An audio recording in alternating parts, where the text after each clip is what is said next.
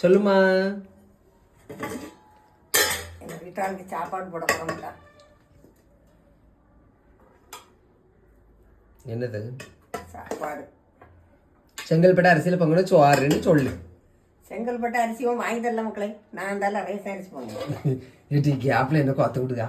ஆமாம், வாங்கி கேட்டேன் தரந்தான் இல்லை. அப்புறம் இது என்னது? ரேஷன் அரிசி. அரிசி இல்லை, கறி. கறி வந்து கத்தரிக்காய் தீயல்.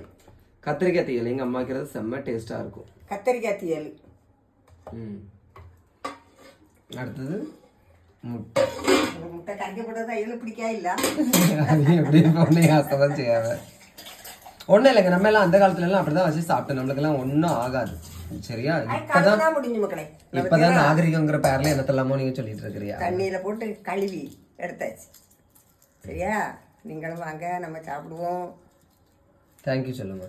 தேங்க்யூ.